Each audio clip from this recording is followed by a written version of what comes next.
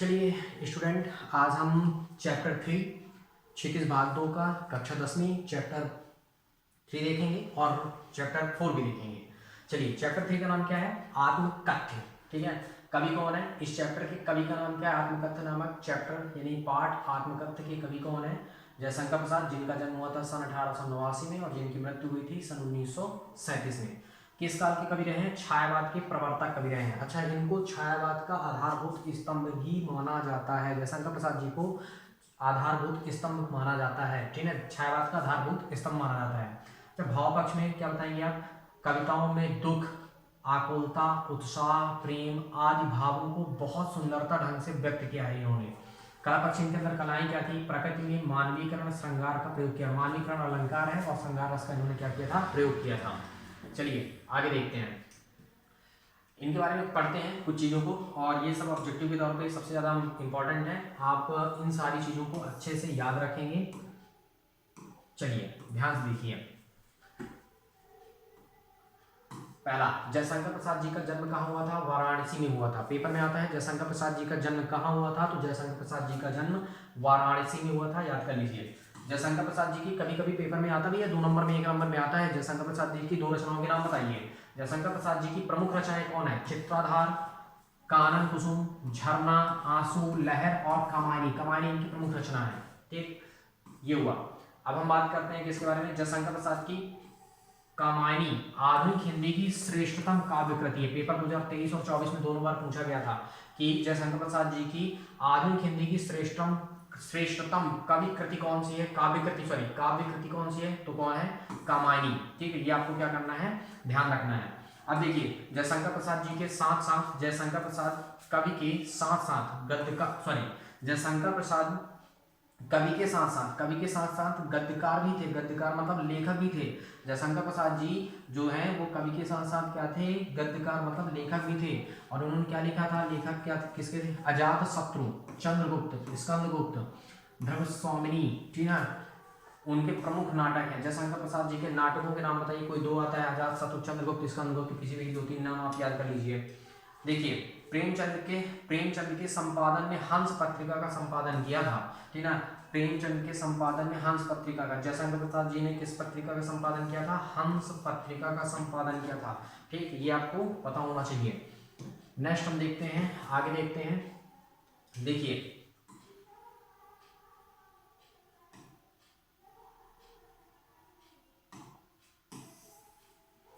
अब देखिए, कवि आत्मकथा लिखने से इसलिए बचना चाहता है कि उसकी आत्मकथा का उपहास न करे। पेपर में क्वेश्चन बनता है कवि आत्मकथा लिखने से क्यों बचना चाहता है?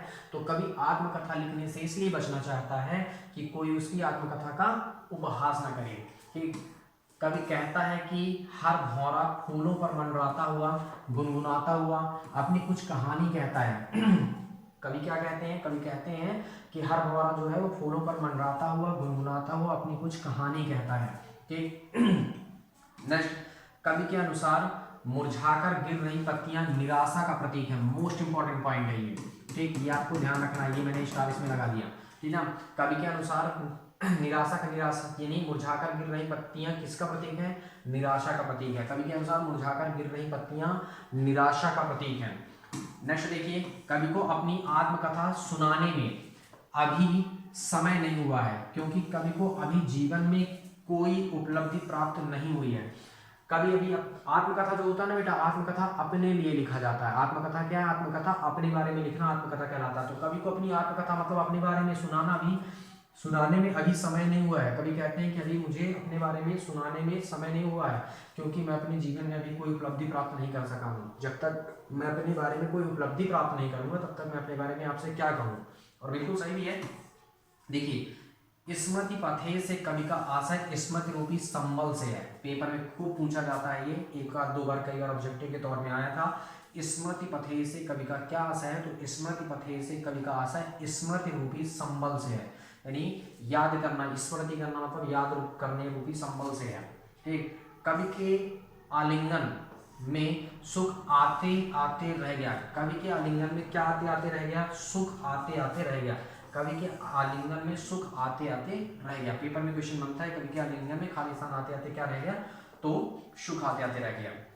प्रवंचना शब्द का अर्थ क्या होता है? धोखा देना होता है। प्रवंचना शब्द का अर्थ क्या होता है? तो प्रवंचना शब्द का अर्थ क्या होता है? धोखा देना होता है। ठीक, इन्हें आप अच्छे से, ठीक, मैं तो ये कहूँगा कि आप इन्हें थोड़ी सी, जैसे ये आत्मकथन चैप्टर 3 है, आप स्क्रीनशॉट लीजिए और स्क्रीनशॉट लेने के पश्चात आप इन्हें अच्छे से लिखिए और कई बार पढ़िए। या ऑब्जेक्टिव के तौर पे कई सारे क्वेश्चंस आपके बनते हैं, पूछे जाते हैं। ठीक है, जैसे आगे प्रवंचना शब्द का क्या अर्थ होता है? तो प्रवंचना शब्द का अर्थ क्या होता है? धोखा देना होता है। चलिए, अब आज हम चैप्टर 4 भी कवर करेंगे इसमें, क्योंकि अब अपने पास समय नहीं है और समय नहीं है, इसलिए हम चैप्टर 4 को भी कवर करना चाहते हैं पूरा का पूरा। देखिए, चैप्टर 4 का नाम क्या है? उत्साह अट नहीं रही है। पाठ का नाम क्या है? उत्साह अट नहीं रही है। अच्छा, उत्साह अट नहीं रही के कवि कौन है? सूर्यकांत त्रिपाठी निराला है। ठीक है, इनका जन्म कब हुआ था? 1899 में हुआ था। मृत्यु कब हुई थी? 1961 में हुई थी। ठीक, 1899 में इनका जन्म हुआ था सूर्यकांत त्रिपाठी निराला जी का। अच्छा, सूर्यकांत त्रिपाठी निराला जी को प्रकृति का सुकुमार कवि भी कहा जाता है। क्या कहा जाता है? प्रकृति के सुकुमार कवि कौन है? तो सूर्यकांत त्रिपाठी निराला जी हैं। जन्म हुआ था 1899 पे और मृत्यु हुई थी 1961 पे।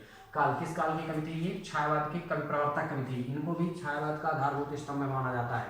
ठीक है, भाव पक्ष में क्या था? रूढ़ियों के विरोधी थे ये। ठीक, वीर रस ओज गुण की प्रधानता है इनमें। कला पक्ष क्या है? इनकी भाषा, यानी आपकी भाषा धारा प्रवाह शुद्ध खड़ी बोली है। इनकी क्या है? शुद्ध खड़ी बोली भाषा है। और मुक्तक छंद का विकास हुआ है। मुक्त छंद का विकास इन्हीं से हुआ। प्रकृति चित्रण है, इसीलिए इनका नाम, इनको कहा जाता है प्रकृति के सुकुमार कवि भी कहा जाता है।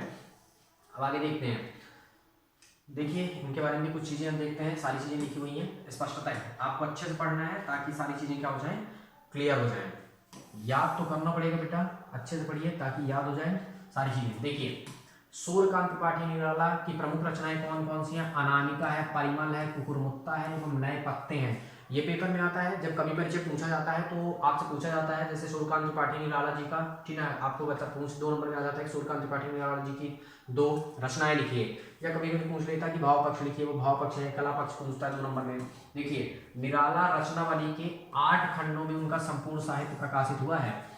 निराला रचनावली के 8 खंडों में उनका संपूर्ण साहित्य प्रकाशित हुआ है। निराला जो सूर्यकांत त्रिपाठी निराला है, उनके कितने खंडों में संपूर्ण साहित्य विकास यानी प्रकाशित हुआ है? तो 8 खंडों में प्रकाशित हुआ है। कितने नंबर? यानी 2024 में पेपर में आया भी था ये। यानी निराला रचनावली के 8 खंडों में उनका संपूर्ण साहित्य विकासित हुआ है। कितने खंड में? 8 खंडों में। उत्साह, बादलों को संबोधित करते हुए एक आवाहन गीत है। उत्साह क्या है? उत्साह बादलों को संबोधित करते हुए एक आवाहन गीत है। ठीक है, बादल क्या है? बादल निराला का प्रिय विषय है। निराला जी का प्रिय विषय कौन सा है? बादल है।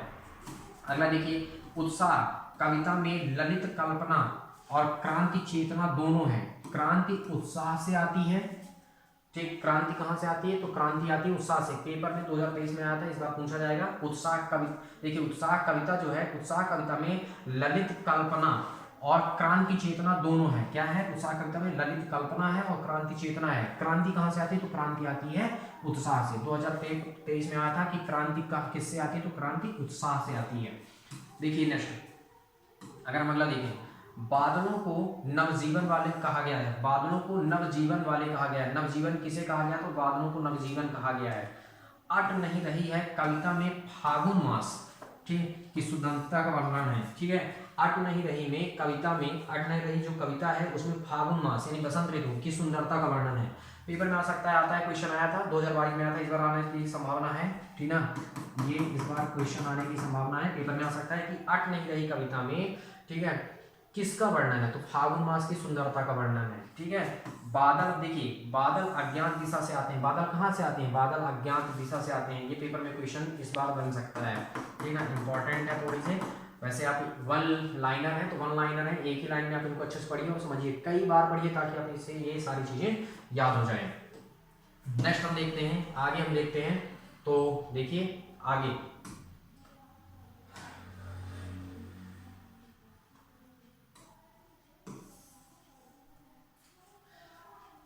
बादल निराला का क्या है? हमारा कहां तक हो गया? बादलों को नवजीवन कहा गया है।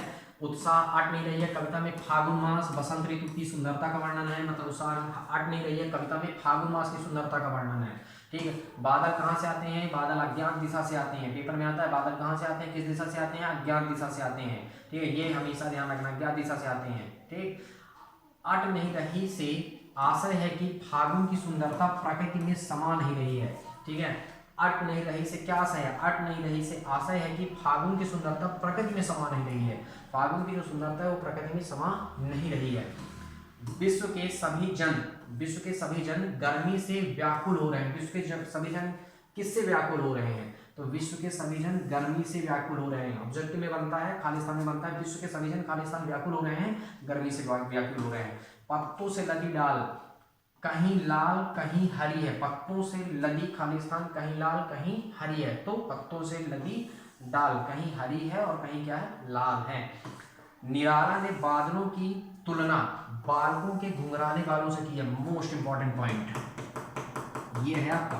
ठीक, निराला जी ने बादलों की जो तुलना है बालकों के घुंघराले बालों से किए हैं। ठीक ना, ध्यान रखना है, बादल की तुलना किससे की गई है, तो बादल की तुलना निराला जी ने किससे किए हैं, बालकों के घुंघराले बाल, जो छोटे बच्चे होते हैं घुंघराले बाल होते हैं, उनसे तुलना किए हैं।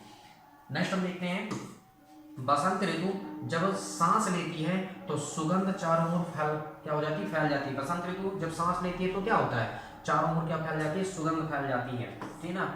उत्साह कविता में बादल हृदय में उत्साह का संचार और संघर्ष के लिए प्रेरित करता है। 2024 में क्वेश्चन पूछा गया था, उत्साह कविता में बादल क्या प्रेरित करता है, तो उत्साह कविता में बादल हृदय में उत्साह के संचार और संघर्ष के लिए प्रेरित करता है। यानी आपको संघर्ष करना है, बादल जो है वो क्या प्रेरित करता है, उत्साह के संचार यानी करने की क्षमता और संघर्ष के लिए प्रेरित करता है कि आपको संघर्ष करना ही करना है, तभी आप आगे बढ़ेंगे। ये था बेटा आपका चैप्टर 4। अब हम थोड़ी सी आगे भी चलते हैं, चैप्टर 5 भी देख लेते हैं। ठीक है, कुछ चैप्टर 5 देख लेते हैं, उसके बाद आपका चैप्टर 6 भी है, तो चैप्टर 6 अपन नेक्स्ट डे देख लेंगे या फिर अभी देख लेते हैं, कोई दिक्कत नहीं है। देखिए चैप्टर 5 का नाम है तुम्हारे पास, यह है दंतुरित मुस्कान फसल। यह दंतुरित मुस्कान और फसल। कवि कौन है, इसके कवि कौन, इस पाठ के कवि कौन है, नागार्जुन है, जिनका जन्म कब हुआ था 1938 में, और मृत्यु कब हुई थी 1998 में हुई थी। किस काल के कवि हैं, प्रगतिवाद कब के काल के कवि हैं। पेपर में आता है नागार्जुन खालिस्तान कवि हैं, तो प्रगतिवाद के कवि हैं। किसके कवि हैं, प्रगतिवाद के कवि हैं। भाव पक्ष क्या है, सामाजिक यथार्थ एवं प्रगति चित्रण इन्होंने किया था। कला क्या था इनमें, कला पक्ष इनका क्या था, प्रगतिशील विचारधारा सामाजिक व्यवस्था। ठीक, चलिए ध्यान सुनिए, नागार्जुन की काव्य कृतियां युगधारा, सतरंगे पंखों वाली, हजार बाहों वाली। ठीक है, 2024 में आया था, पेपर में पूछा गया था, एमपी बोर्ड के में आया हुआ था। क्वेश्चन बन के आया था बेटा कि नागार्जुन की प्रमुख काव्य कृतियों के नाम बताइए, किन्हीं 2 काव्य कृतियों के नाम बताइए, मतलब उनकी रचनाओं के नाम बताइए। युगधारा, सतरंगे पंखों वाली, हजार बाहों वाली। ठीक, नागार्जुन का संपूर्ण कृति नागार्जुन रचनावली के साथ 7 खंडों में प्रकाशित है। नागार्जुन का संपूर्ण कृति जो है वो नागार्जुन रचनावली के 7 खंडों में प्रकाशित है। ये 7 नहीं 7 खंडों में प्रकाशित है। ठीक, आप कह सकते हैं। और नागार्जुन की संपूर्ण कृति जो है वो क्या है, नागार्जुन रचनावली के 7, ये थोड़ी सी गलत है, 7 खंडों में प्रकाशित है। कितने खंडों में, 7 खंडों में प्रकाशित है। ठीक है, मातृभाषा मैथिली में नागार्जुन यात्री नाम से प्रतिष्ठित है। मातृभाषा मैथिली में नागार्जुन यात्री नाम से प्रतिष्ठित है। पेपर में आता है मातृभाषा मैथिली में नागार्जुन किस नाम से प्रतिष्ठित है, यात्री नाम से प्रतिष्ठित है। फिर नागार्जुन को आधुनिक कबीर भी कहा जाता है। मोस्ट इंपॉर्टेंट पॉइंट है ये। ठीक है, ये आप बहुत अच्छे से ध्यान रखेंगे, 2025 के लिए सबसे ज्यादा इंपॉर्टेंट। नागार्जुन को आधुनिक कबीर, यानी पेपर में आता है आधुनिक कबीर किसे कहा जाता है, तो आधुनिक कबीर कहा जाता है नागार्जुन को कहा जाता है। यह दंतुरित मुस्कान कविता में छोटे बच्चे की मनोहारी मुस्कान का वर्णन है।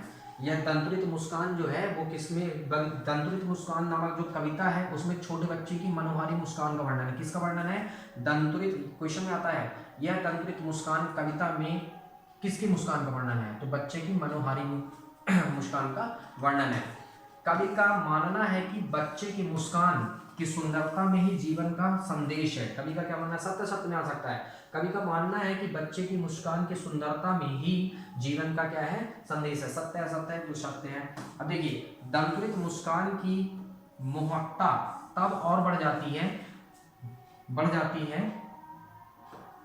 दंतुरित मुस्कान की मोहकता तब और बढ़ जाती है।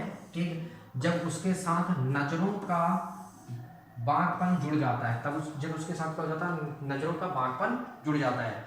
फसल शब्द सुनते ही खेतों में लहलहाती फसल आंखों के सामने आ जाती हैं। सत्य सत्य पूछा जा सकता है कि फसल शब्द सुनते ही खेतों में लहलहाती फसल आंखों के सामने आ जाती हैं, तो बिल्कुल सत्य है। अच्छा आगे आगे हम देखते हैं, तो चलिए नेक्स्ट पॉइंट अपन देख लेते हैं।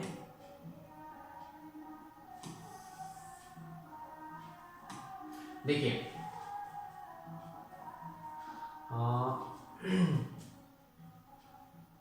ये यहां तक हो गया। फसल शब्द सुनते ही खेतों में लहलहाती फसल आंखों के सामने आ जाती है, सत्य सत्य के रूप में पूछ सकता है, बिल्कुल सत्य है। फसल ढेर सारी नदियों के पानी का जादू है। फसल ढेर सारी फसल नदियों के पानी का जादू है। किसान के हाथों के स्पर्श की गरिमा है। कई खेतों की मिट्टी का गुणधर्म है। 2024 में पूछा गया था, क्वेश्चन बन के आया था, फसल ढेर सारी नदियों के पानी का जादू है, ठीक ना। फसल किसका जादू है? ढेर सारी नदियों के पानी का जादू है। किसान के, देखो किसान के हाथों के स्पर्श की गरिमा है फसल, ठीक ना। कई खेतों की मिट्टी का गुणधर्म है फसल, ठीक है। अब देखिए दही, घी, शहद, जल और दूध के योग को हम क्या कहते हैं? पंचामृत कहते हैं। ये भी इंपॉर्टेंट पॉइंट है, आपसे पूछा जा सकता है, ध्यान रखिएगा। दही, घी, शहद, जल और दूध के योग को हम क्या कहते हैं? तो पंचामृत कहते हैं, ठीक। कनखी का अर्थ है तिरछी निगाह से देखना। कनखी का अर्थ क्या होता है? तिरछी निगाह से देखना। कनखी का अर्थ क्या होता है? तिरछी निगाह से देखना। अच्छा, नागार्जुन का मूल नाम वैद्यनाथ मिश्र था। ये मोस्ट इंपॉर्टेंट पॉइंट है। नागार्जुन का मूल नाम क्या था? तो नागार्जुन का क्या है? मूल नाम क्या है? वैद्यनाथ मिश्र था। चलिए मैं आपसे मैं कुछ क्वेश्चन करता हूं और आप इन क्वेश्चन के आंसर कहाँ देंगे? कमेंट बॉक्स में आप जरूर देंगे, और जिससे आप बार बार आप पढ़ेंगे तो याद हो जाएगा, ठीक है। पहला क्वेश्चन है आपका, नागार्जुन जी का मूल नाम क्या था? दूसरा क्वेश्चन ये है, बादल की तुलना किससे की गई है? और तीसरा क्वेश्चन ये है, उत्साह कहाँ से आती है? और चौथा क्वेश्चन आपका ये है कि छायावाद के आधारभूत स्तंभ किन कवियों को कहा जाता है? इन क्वेश्चनों के आंसर आप कमेंट बॉक्स में जरूर लिखेंगे, ठीक है। तभी आपको पता चलेगा कि आपने यहाँ से कितना पढ़ा और आप यहाँ से कितना सीखे। आज हमने चैप्टर 3, चैप्टर 4 और चैप्टर 5 को देखा है, और आप स्क्रीनशॉट ले लीजिएगा और मैं इसको PDF को ग्रुप में भी शेयर कर दूंगा।